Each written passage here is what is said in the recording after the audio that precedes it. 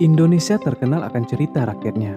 Salah satu contohnya cerita rakyat Yogyakarta, yaitu asal-usul Nyi Roro Kidul. Cerita ini sangat melegenda.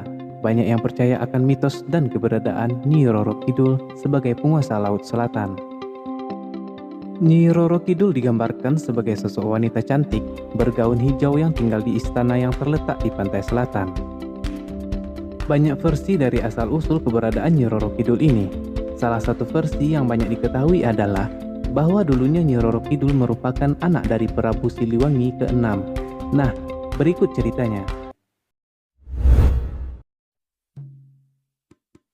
Dikisahkan di tanah Jawa, lebih tepatnya di daerah yang bernama Pajajaran, terdapat sebuah kerajaan purba yang dipimpin oleh Prabu Siliwangi ke-6. Prabu Siliwangi memiliki kegemaran berburu hewan di hutan belantara. Suatu saat ia sedang asik berburu dan secara tidak sadar telah masuk ke dalam hutan yang lebih jauh.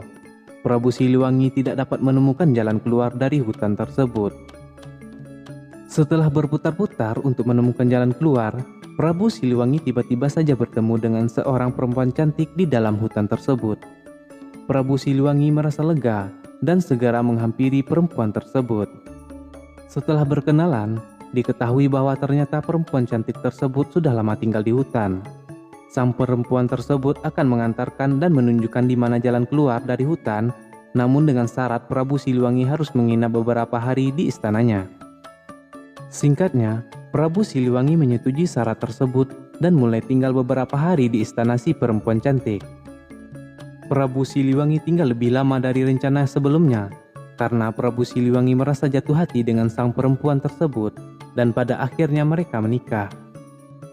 Setelah beberapa waktu, Prabu Siliwangi kembali ke kerajaannya seorang diri tanpa sang istri. Sesampainya di kerajaan, semua rakyat merasa bahagia mengetahui bahwa sang raja telah kembali.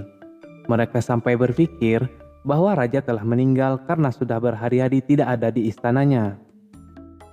Prabu Siliwangi menyelesaikan beberapa pekerjaan yang sudah ia tinggalkan saat dia di hutan. Hingga beberapa bulan berlalu, dan ia mulai melupakan keberadaan istrinya yang ada di dalam hutan. Pada suatu malam, ketika Prabu Siliwangi sedang tertidur pulas, dia tiba-tiba saja dikagetkan dengan suara tangisan bayi. Kemudian sang Prabu langsung bangun dan menghampiri sumber suara bayi itu, yang ternyata ada di pintu depan istana. Prabu merasa bingung pada bayi itu, namun dia tetap menggendongnya. Di saat kebingungan tersebut, tiba-tiba saja di depan Prabu Siliwangi muncul asap serta cahaya putih. Perlahan asap tersebut berubah menjadi sosok perempuan yang tak lain adalah istri dari Prabu Siliwangi. Sang istri mengatakan bahwa bayi tersebut merupakan anak mereka dan dia meminta sang Prabu untuk merawat selayaknya manusia. Belum sempat bertanya banyak kepada istrinya, dalam sekejap mata sang istri menghilang lagi. Prabu Siliwangi kemudian membawa putrinya masuk dan memberikan nama pada bayi tersebut dengan nama Putri Kadita. Putri Kadita tumbuh sebagai gadis yang cantik dan berbudi pekerti baik. Kecantikan Putri Kadita terkadang mengingatkan Prabu Siliwangi kepada istrinya. Sang Prabu berusaha mencari istrinya ke dalam hutan, namun hasilnya sia-sia. Prabu Siliwangi mulai mengkhawatirkan akan kerajaannya. Dia tidak memiliki istri dan anak laki-laki sebagai penerusnya kelak. Kemudian Prabu Siliwangi meminta izin kepada Putri Kadita bahwa dia ingin menikah lagi. Putri Kadita menyetujui hal tersebut, dan akhirnya Prabu Siliwangi menikah dengan putri bangsawan bernama Dewi Mutiara. Setelah beberapa bulan menikah, Dewi Mutiara akhirnya mengandung seorang bayi. Semasa kehamilannya, Dewi Mutiara berubah menjadi ratu yang pemarah dan egois. Semua permintaan ratu selalu dituruti oleh Prabu Siliwangi. Namun suatu saat, ratu meminta agar Putri Kadita keluar dari istana. Mendengar hal tersebut, Prabu Siliwangi menentang keras. Dewi Mutiara merasa kasih sayang yang terbagi jika masih ada Putri Kadita, sehingga ia berencana untuk menyingkirkan Putri Kadita. Dewi Mutiara pergi ke hutan dan bertemu dengan seorang dukun untuk menyingkirkan Putri Kadita.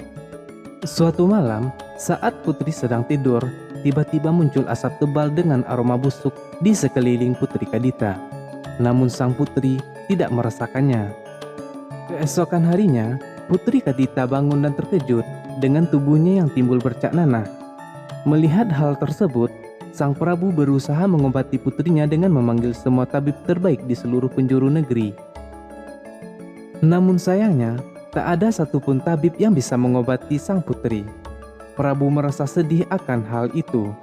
Di tengah keputusasaan Sang Prabu, Dewi Mutiara mengusulkan niat jahat untuk mengasingkan sang putri agar penyakitnya tidak menular. Karena putus asa, Sang Prabu mengiyakan dan meminta putrinya untuk pergi menjauh dari istana.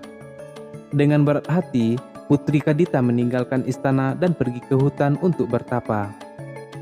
Di tengah bertapanya itu, Putri mendengar suara yang menyuruhnya untuk pergi ke pantai selatan. Suara tersebut diketahui milik sang ibu atau istri Prabu Siliwangi. Putri Kadita yang merasa yakin akan suara itu, kemudian berlari ke arah pantai selatan selama berhari-hari. Sesampainya di pantai selatan, suara milik ibunya muncul lagi dan menyuruh Putri Kadita untuk menceburkan dirinya ke dalam air. Putri Kadita kemudian mulai menceburkan dirinya ke dalam laut. Dan ajaibnya, penyakit kulit yang dideritanya seketika sembuh. Putri Kadita akhirnya memutuskan tinggal di laut dan membangun istana serta mengumpulkan ribuan pasukan. Dari situ Putri Kadita dikenal sebagai Nyi Roro Kidul atau Ratu Pantai Selatan. Nah, itulah kisah cerita rakyat Yogyakarta, asal-usulnya Roro Kidul. Pesan moral dan pelajaran yang bisa dipetik dari kisah tersebut adalah utamakan kebaikan meskipun dicelakai. Seperti Putri Kadita yang mengorbankan dirinya pergi dari istana untuk kebaikan rakyatnya walaupun sebenarnya dia dicelakai oleh ibu tirinya.